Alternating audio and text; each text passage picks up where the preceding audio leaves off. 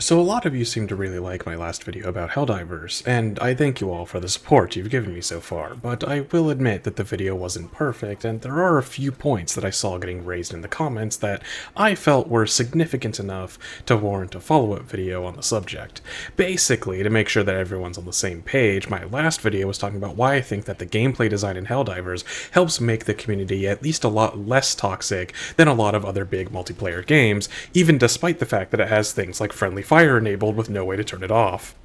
And I think I raised a lot of good points, but as many of you pointed out in the comments, the biggest problem with my argument was that I was comparing a game like Helldivers to a much more toxic game like League of Legends, and one of those games is a cooperative experience while the other is a player versus player competitive experience. And I don't think I really did a very good job demonstrating why I think that just because a game is cooperative doesn't automatically fix its various toxic design problems that it might have. So, I think that the best way to illustrate this point is to compare Helldivers to another well-known toxic game, World of Warcraft. Well, okay, to be more specific, what I want to look at is less WoW as a whole, and more generally how these massively multiplayer games handle specific events like raids and dungeon crawls, which is usually a pretty big source of toxicity in these kinds of games. So really any kind of MMO could be relevant to this discussion, whether we're talking about WoW or FF14 or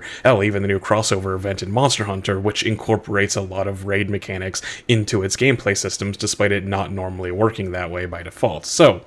what is it about raiding and the like that tends to cause people to get so toxic despite it still technically being a cooperative gameplay experience? And what does Helldivers do to avoid these problems? But before we get started, I'd like to remind everyone that this channel is made possible by all of the people who follow and subscribe, with a special thanks to all of my supporter on Ko-Fi. So if you want to help the channel grow, make sure to like and subscribe, and if you feel like chipping in, I'd love to be able to pluralize the word supporter whenever I talk about my Ko-Fi. Thank you, and back to the video. So I think the first most obvious difference to consider is just the sheer number of people that are typically involved in a given raid. Now, I'm not an expert on the subject, but a few quick Google and a little bit of research revealed that most raids in games like WoW now range from about 10 to 30 players, and from what I can find in some other games like FF14, it's like 8 to 24, so they all seem to operate in that 1 to 2 dozen people range. Now, that is a lot of people to have to coordinate together in order to make a raid successful, which also means that that's that many more people to get mad at and yell at each other when one of those people does something poorly and it all goes wrong. Like, if everything goes horribly wrong in a game of Helldivers, maybe everyone will still get mad, of course, but at least that's only 4 people getting mad at each other from a single game, whereas in a raid we might be pissing off dozens of people all at once. Not to mention that when you need upwards of a dozen people to play a raid, and maybe this says more about me or whatever, but I feel like that also means that most friend groups just aren't going to have enough people who are willing to all jump onto the same game and play at the same time so that they can fill out a raid entirely by themselves. Like, even the smallest, like, 8-man raids in FF14 are kind of pushing it, unless you just so happen to have a lot of friends who all happen to like playing FF14 with you. And like, if you do, that's great, but I feel like most of the people that are going to be playing in these raids are going to have to inevitably group up with randoms. Now, playing with random other players that you're not familiar with is not inherently a bad thing, of course, but it's definitely going to start things off on a bad foot, since people are generally going to be willing to be more toxic to people that they don't personally know. And like, by comparison, if we look back at Helldivers, by having a max player count of 4 people, that's a lot easier to fill out with just yourself and your friends hanging out with each other. And it's not like it's required that you fill out all 4 slots in the first place. If you only have one other friend who's willing to play Helldivers with you, well then you could just do a 2-man game. Everything scales accordingly, so you don't have to worry about filling out the entire roster. Hell, even if you don't have anyone to play with at all and you don't like playing with randoms, you could just just play the game solo, and that's completely valid, and you could still have a great time doing that. Like, this kind of flexibility in the player counts and letting it go all the way down to solo play really helps make sure that each player can tailor the experience to whatever they're comfortable with, especially when combined with the various loadouts you can bring and the various difficulty options. Players that are confident enough to team up with randoms on difficulty 10 are free to do so all they want, while more sane people might only play with their friends, or at least with fewer randoms, on a lower difficulty where they would be more comfortable and have a higher chance of success. And like, even if you are playing with random strangers, it's one thing to team up with a couple of randoms for a game of Helldivers. Even teaming up with like a half dozen people can be fine, as long as the game has fairly short match times, like say Overwatch. But with MMO raids, you're teaming up with upwards of 24 other people, if not more, that you need to talk to and coordinate a fairly lengthy fight with. Like, from what I could find, a lot of raids could range from half an hour to even multiple hours long, depending on what game we're talking about and the raid in particular in question. Now, to their credit, I do think MMOs do try to mitigate this problem to at least some degree. Like, it's worth remembering that this is in the context of how most of these MMOs, like World of Warcraft, are structured. Even if you lack 20 other friends in real life that were willing to match up with you for a raid,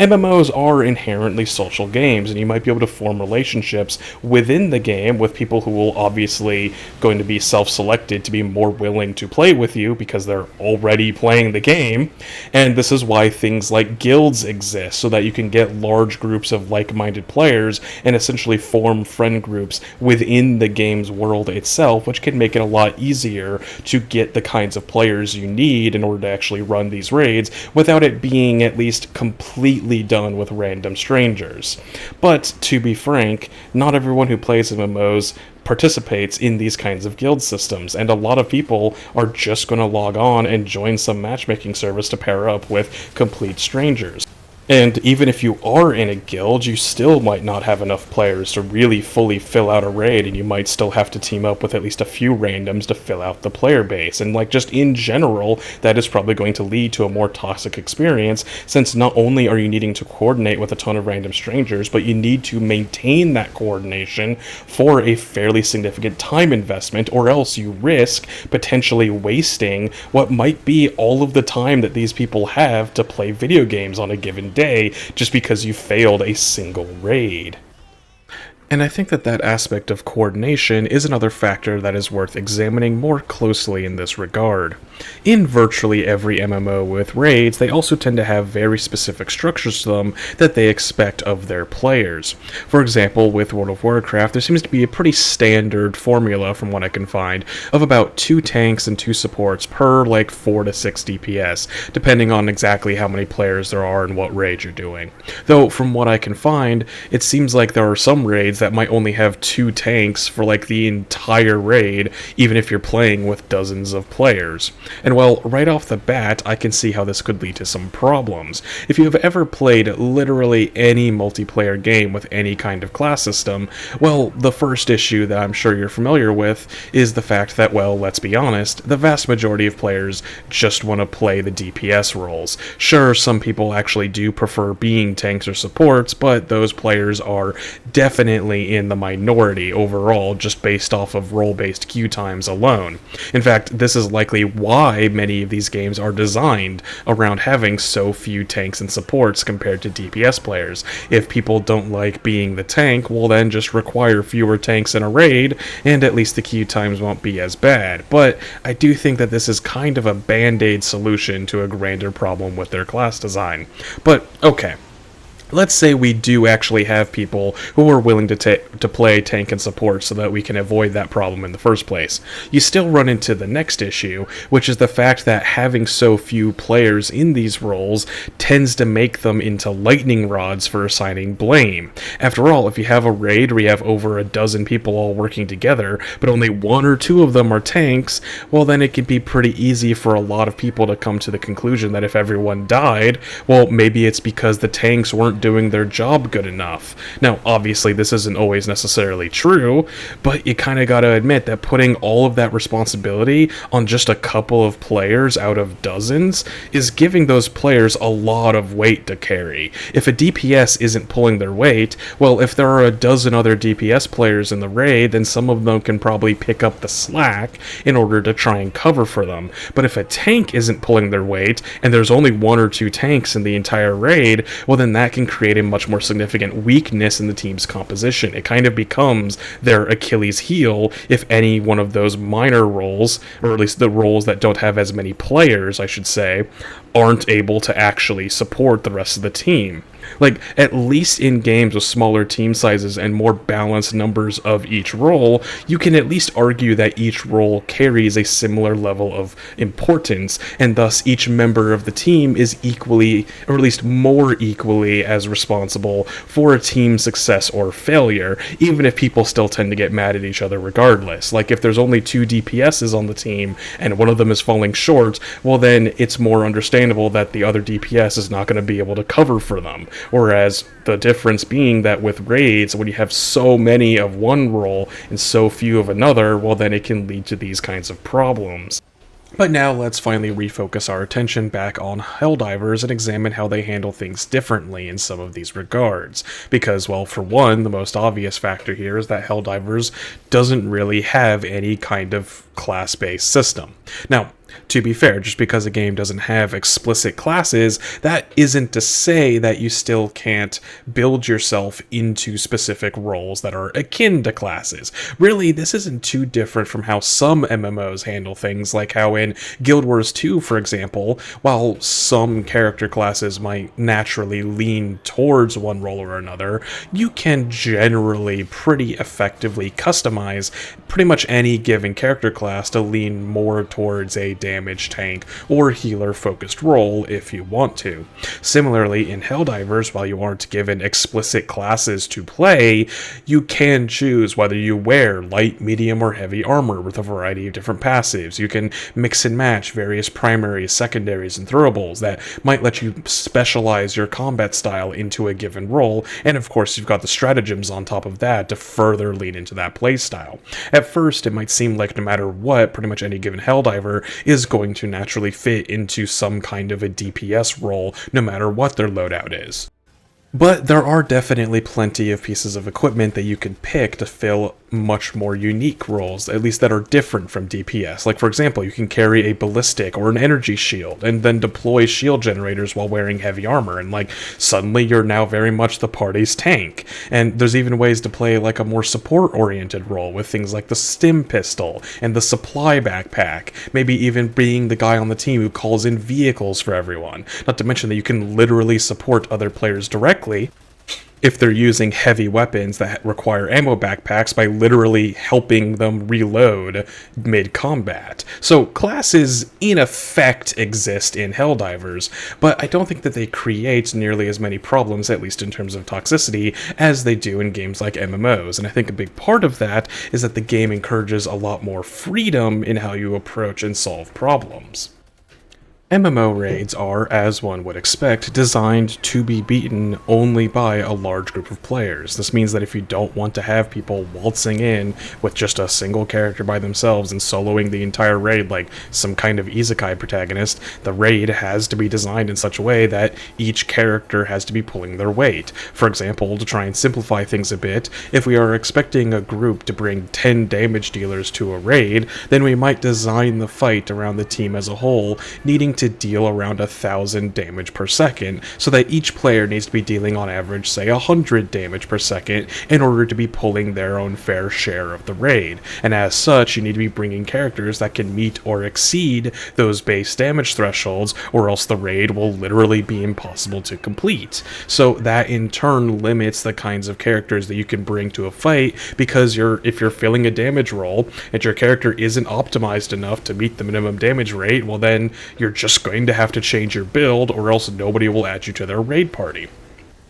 Now, this isn't inherently bad design. If anything, this is kind of natural to the basic concept of designing a boss fight that is meant to be completed by a large group of people. Again, the point of this video is not to say that these other games are bad in some way, but this limitation on your build crafting in order to quote-unquote be good enough for the raid, that does mean that you're inevitably going to foster behaviors in players where people are going to like look at your character stats and be like, sorry, your build is just not optimized enough to join our group, so you're going to have to kick you, and that could of course start arguments, and that's going to naturally breed toxicity.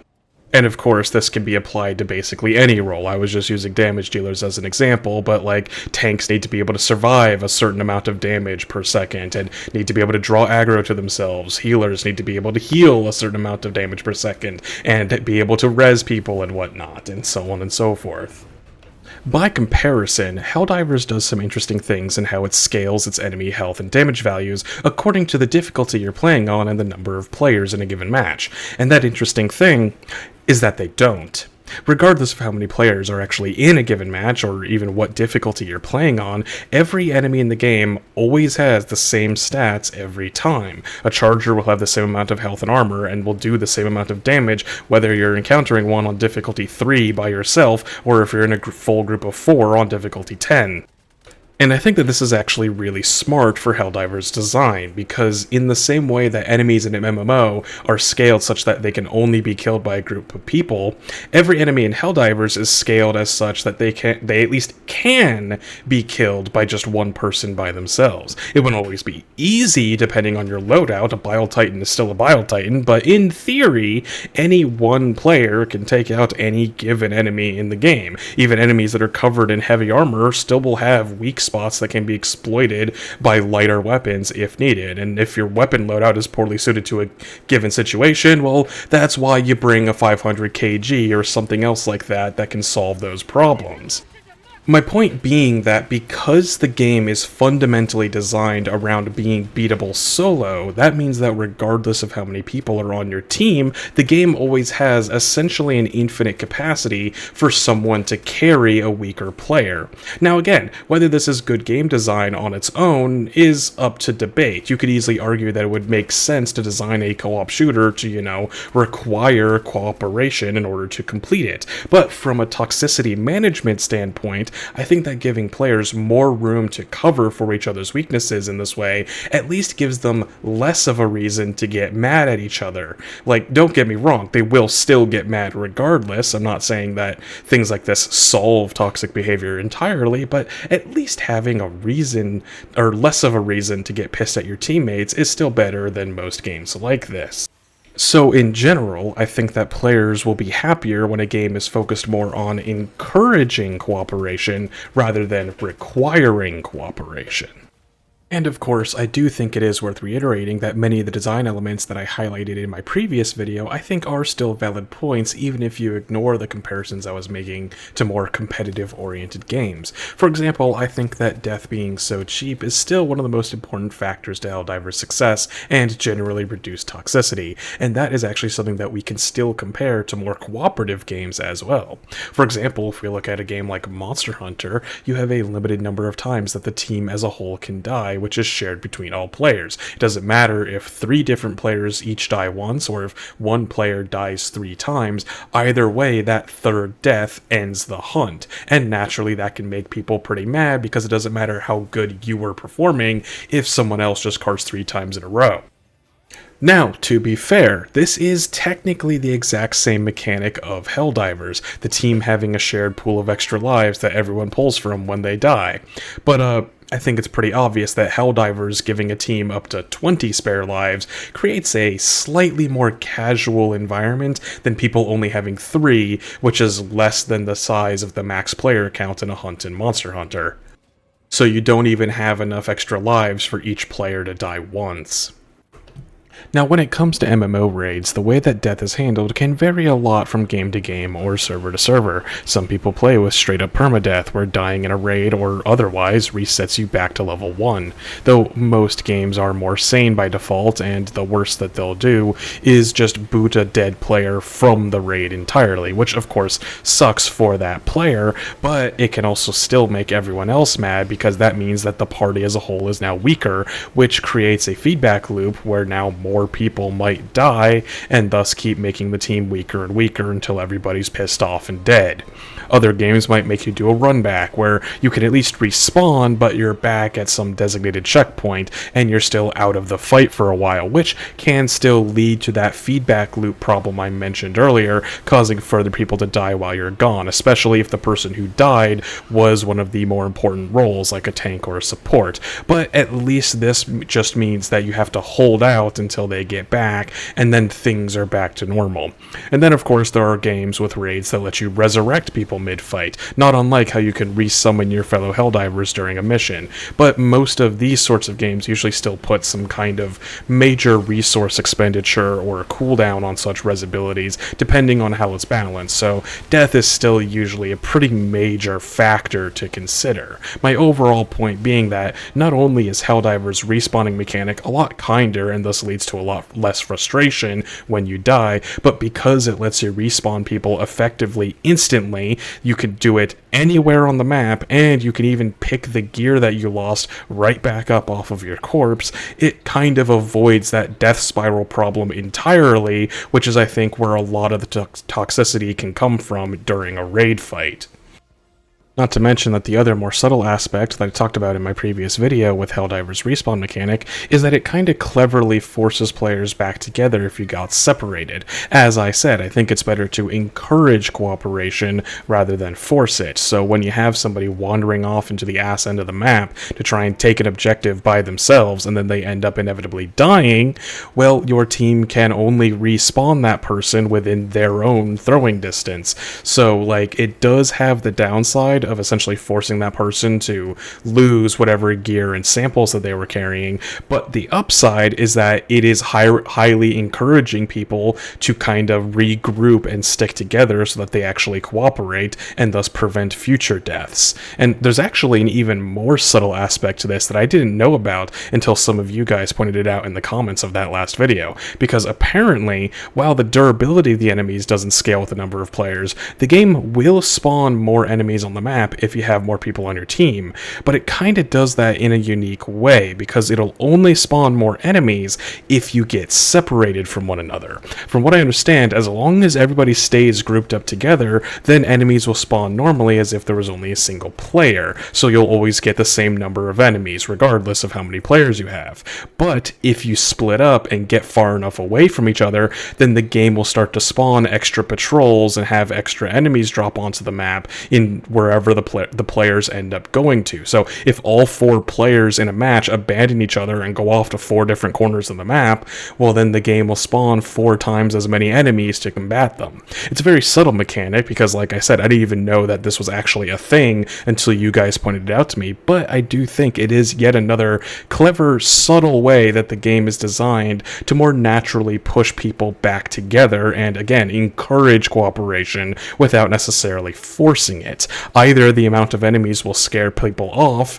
from wandering on their own into rejoining the group, or it'll kill them, and then, like I said, they'll have to respawn back with the team anyways. So it's kind of a win-win, at least in terms of improving team cohesion. And if they don't die, well, then I guess that they were good enough that they're able to fight entire patrols on their own anyways, so it doesn't kind of matter at the end.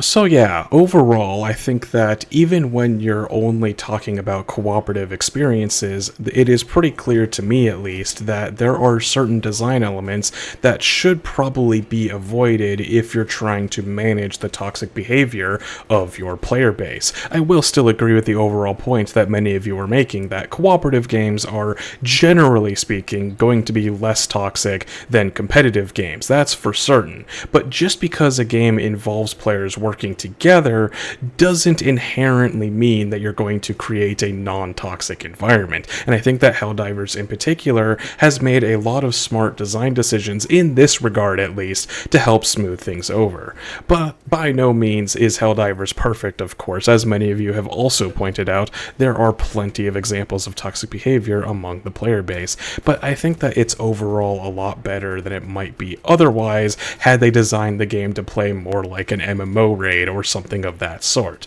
But as always, I'm happy to continue the conversation in the comments down below. Do you agree with me that these elements of the design help set Helldivers apart when comparing it to even other cooperative games and how toxic they are? Or do you think that there are some other elements that I haven't considered and maybe missed entirely? Oh, and if people end up liking this video, I think I have one other video idea in mind for Helldivers, because there is another major element of the game's design that I think most people can agree might not have been implemented particularly well. And of course, I'm talking about the Democracy Space Station. And I kind of want to take a look at it and maybe propose how I would maybe change it to make it a little bit more fun and interesting than its current state. But as always, if you like the video, make sure to leave me a like. If you want to see me talk about the DSS or anything else for that matter, then make sure to hit that subscribe button, ring the bell, and don't forget to perform the ritual to prevent the Wendigos from invading your territory. And feel free to donate to my Ko-Fi if you want to help me keep doing what I'm doing. Thank you all for watching, and I hope to see you all in the next one.